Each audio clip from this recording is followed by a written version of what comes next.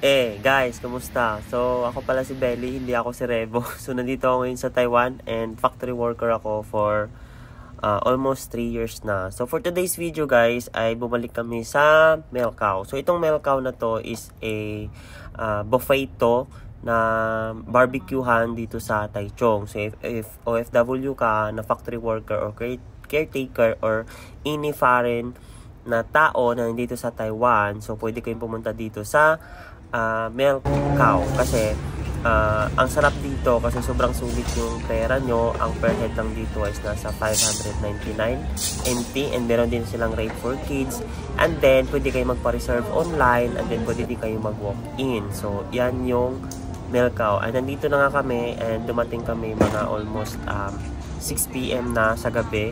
And then, yun, mas maganda if maaga kasi wala pang masyadong tao, and then makapag-reserve kayo ng table. Kasi sa totoo lang guys, pag gabi, ang dami ng tao and ang dami ng, syempre, mas yung food, mas masulit nyo makapagpili kayo ng pagkain. So, yung ano nito, ang time lang dito is 2 hours lang siya. And then, unli na yon. So, kuha ka lang kayo from seafood to meat, then dessert, and then sobrang ang dami niyang choices. So, yan, that time na yan is kumukuha na kami ng food, and then gabi, ang kinukuha namin dyan is plate lang, and unli naman siya as long as kaya nyo siyang ubusin. So, walang problema doon.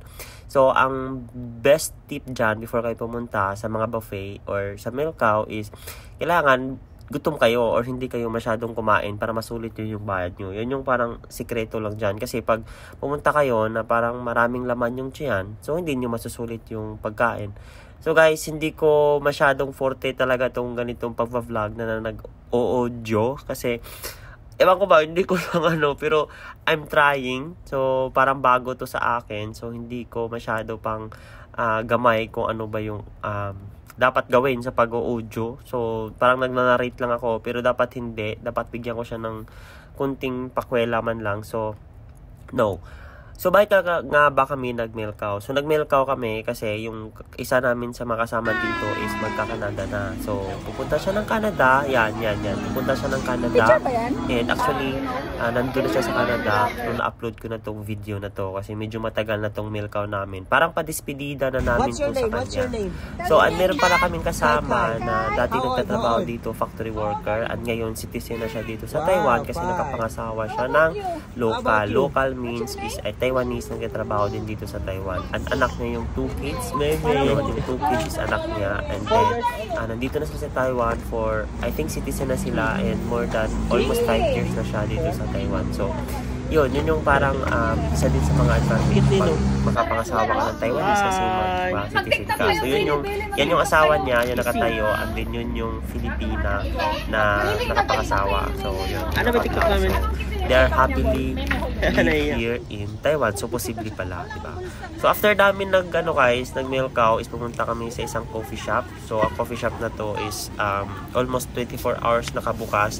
So, sinulit talaga namin yung gabi kasi minsan lang kayo mag-day off. And then, sa coffee shop na to is dito makita pinaka-cute na mga aso na mga nonchalant. So, pag sinabi natin nonchalant is hindi ka talaga kagatin. So, parang i-ano ka lang nila, parang tawag dito, i-allow ka nila na yakapin mo sila, ganun. And dito guys, sobrang ganda ng tanawin, sobrang ganda ng lugar. Alam mo, pang stress-free talaga siya.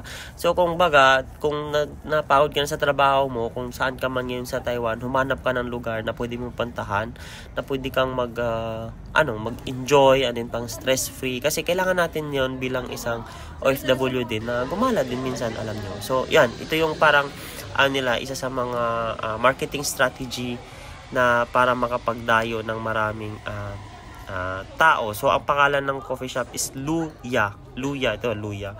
So, nandyan, ayan. So, yung mga kasama ko is Maritisan 101. So, yan.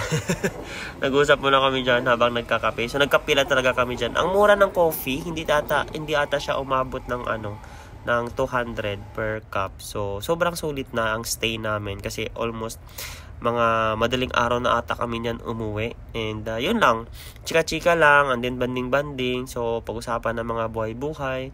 So ilang buhay yung nasira namin dyan, joke lang. So wala naman, walang ganun, Mars. So yun lang guys, yun lang yung for today's video, and may kasama kami paling local. So yun yung katrabaho namin, and nagpa-picture kami sa mga 4 ba yan? Hindi ko alam anong klaseng aso yan. So sobrang cute ng mga aso, yun lang masasabi ko.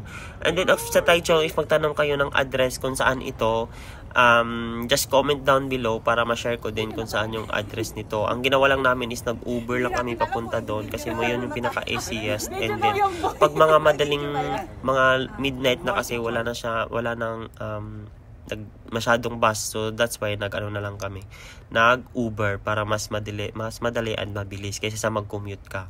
So yan, so in-enjoy lang namin yung view before kami umuwi, and then yun, video lang, and then yan, so dyan ko lang na-realize, diba? So, pag may pangarap ka sa buhay, kailangan mo lang siyang ituloy. So, if ikaw nanonood ka ngayon, so, keep on dreaming, keep on applying, kung saan ka man nag-apply sa abroad, kung apply ka sa Taiwan, keep on applying, wag kang sumuko hanggang makarating ka dito sa Taiwan. So, yun lang guys, thank you so much for watching this vlog. As I always said, always believe in yourself, and God is good all the time, and all is well. Bye-bye, God bless, and good luck. So, yun. So, ang ganda ng place, diba? Super sulit. Bye-bye!